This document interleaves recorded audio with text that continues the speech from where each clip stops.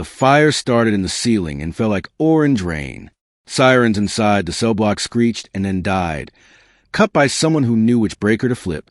In the yard of the Social Reinsertion Center at Villahermosa, Tabasco, men ran with wet shirts over their faces, coughing through black smoke.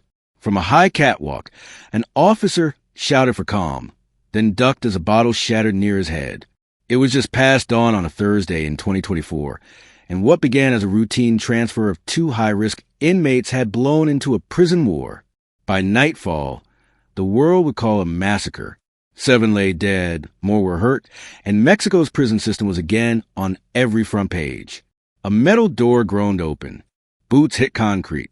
A line of police with shields pushed down the corridor, wipers squeaking on gas masks as they moved in formation.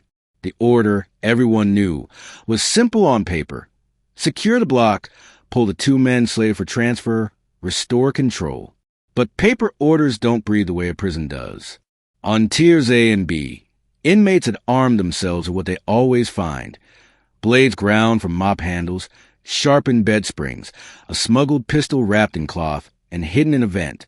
In the fog of smoke and shouting, the first shot cracked. Every head snapped toward the echo. Then the second shot came, lower, closer, followed by the heavy thud of someone falling hard and fast. That was the moment the place tipped. Outside the walls, families were already gathering, pressed tight against the chain link, phones held high and shaking. They had come when the group chats lit up, Moten and Fuego, Corin. A mother yelled the name of her son into the furnace-hot air as if volume could move bricks. A father in a blue work shirt stood very still, one hand flat on the fence, listening for anything that sounded like his boy's voice. Traffic on the road slowed to a crawl. A woman live-streamed smoke curling out a shattered window. You could hear her whisper, "Dios mío," just before a squad truck, paint scorched and light spinning, fishtailed around the bend. Inside, the command stayed clipped professional. Shields up. Move. But the corridor had turned into a box of noise. Boots, alarms, coughs. The crackle of a radio thick with static and fear. Inmates slammed metal against bars in a rhythm that felt like a heartbeat out of time. Officers rounded a corner and found fire working its way along a line of foam mattresses. The flames eating fast, laying down a heat you could feel in your teeth. A medic behind the stack yelled, "We need air." Someone found a door and popped it. A crosswind blew smoke sideways and revealed shapes. Men on the floor, men on the stairs, men pressed to iron like they could pass through if they tried hard enough. At the center of it all were the transfers. 2 men whose names were on pages signed the day before. 2 men whose histories drew fear like filings to a magnet. On an ordinary morning, they had been cuffed, chained, and walked to a van under a sheet of armor. But nothing was ordinary, and rumors do their own work in places like this. "They're sending them to a federal," someone said. "They'll disappear them," said someone else. "Not today," came the answer, and the tears erupted. Later, the officials' list would look cold and clean. 7 inmates dead, at least 10 injured, for police hurt. In one block, a menacing holdout with a handgun kept officers pinned for nearly 3 hours. When the walls finally fell quiet, the sweep turned up a small armory, an assault rifle, pistols, a grenade, knives on knives, and the same old questions about how metal gets through walls built to stop it. President Claudia Sheinbaum promised an investigation into corruption and the weapons pipeline. The promise sounded strong through a microphone. Inside the tiers, the smoke sank into concrete and stayed. But to understand why the Cartel Inside is the only title that fits, you have to pull the camera back from Tabasco's walls to the map of Mexico itself. Lines of power that run through cell blocks, across state borders, and into streets where cartel names live in graffiti and whispers. Everyone knows the old stories. Topo Chico, where in 2016 a night of knives and fire left dozens dead, and the public learned, again, how deeply gangs could run a prison from the inside. Ciudad Juarez, the New Year's Day 2023 assault when gunmen in armored vehicles stormed Chorizo No. 3, killed guards and inmates, and broke men out in a blast of gunfire meant to free a leader. Each headline felt like a bell that never stopped ringing in the halls of every other prison. In Villahermosa, the bell tolled when someone tried to move 2 pieces on a board the cartels believed they owned.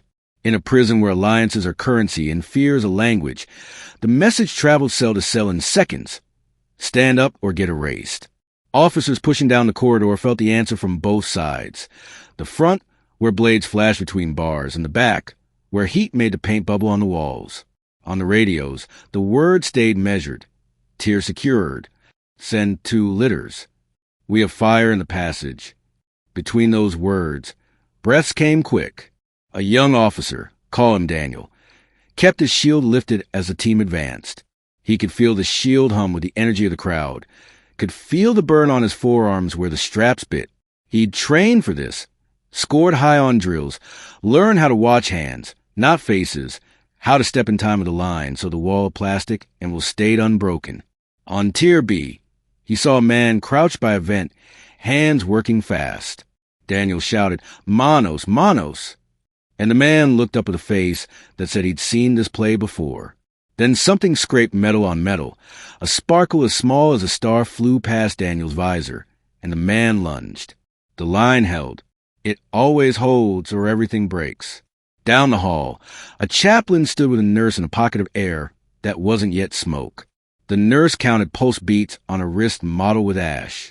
The chaplain didn't say any words out loud because the air felt crowded with last words no one wanted to speak. When the nurse looked up and shook her head, the chaplain touched the inmate's shoulder with 2 fingers and then turned to the next stretcher. Later, he would forget the order of faces and remember, instead, the weight. Grief does that. It rearranges the room. In the operations room, a commander watched cameras that blinked to black, then back, smoke, heat, wires chewed by fire.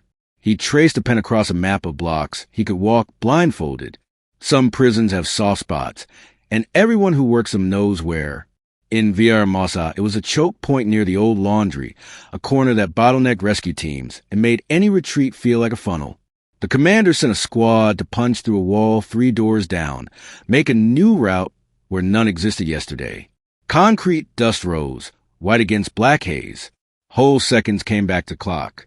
On the yard, the wind shifted, and a sheet of smoke marched toward the fence. Families pulled shirts up over noses and mouths. A woman with gray in her hair told the guard at the gate she brought water for the officers. Could she please just hand it in?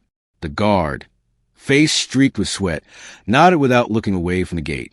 The woman passed the bottles through, and then pressed both palms flat on the wall, as if to feel for a heartbeat.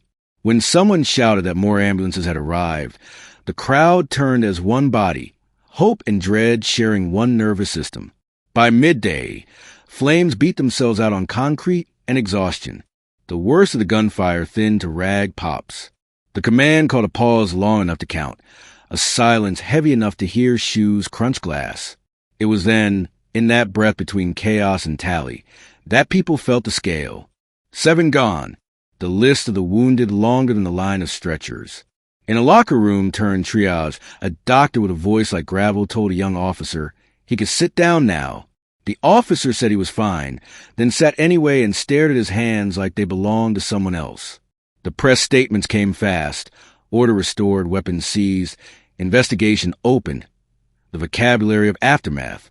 Reporters repeated the numbers, then widened the frame, reminding viewers of the pattern that runs across years.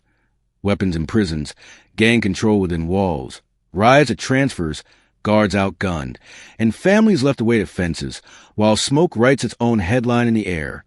For a day, the world watched Villahermosa, the way it watched Topo Chico or Juarez, as proof that the border between the street and the cell can be pencil-thin when cartels decide the terms.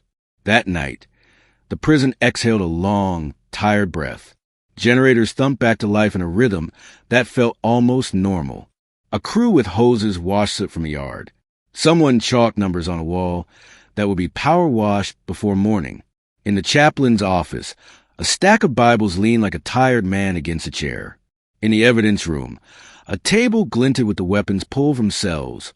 The rifle, the pistols, the grenade no one had wanted to see up close. A camera flashed, capturing the metal in cold light, and for a split second it looked like an advertisement for all the wrong things. You could measure the day in losses, and you'd be right. You could also measure in the smaller, stubborn arithmetic of survival.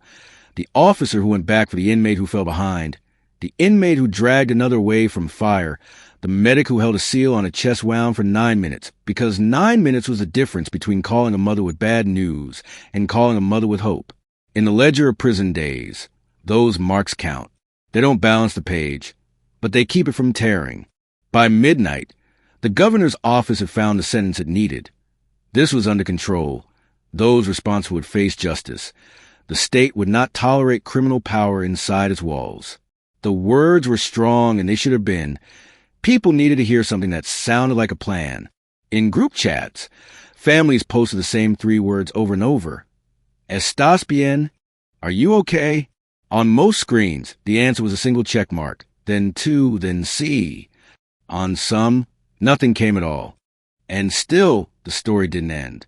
Because the question that hung in the air, heavier than smoke, was the one that always follows a day like this. If the cartel is inside, how do you lock a door against a thing that lives on both sides of it? You can shift inmates, fire directors, open investigations, and you should. You can sweep cells and rewrite procedures and add scanners that catch metal where metal shouldn't be. You can do all of that and still wake up to a rumor, an event, a pistol and a towel, a match to a mattress. The hard truth is that a prison is a mirror of the street. And when the street is ruled by men who write their laws in fear, the mirror reflects back something no lock can fix by itself. Near dawn, a faint gray crept under the smoke-stained horizon. The yard looked scrubbed, as if the day before had been a bad dream someone tried to mop away. A line of officers walked the perimeter with flashlights low, beams searching grass for anything small and sharp that might start tomorrow's trouble early. In the chapel, the chaplain made a list of names in a hand that didn't shake until he set the pen down.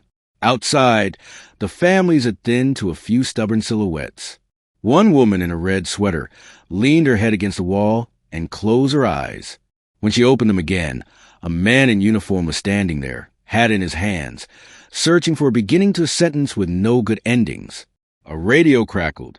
A voice steady from long practice said, "Stand by."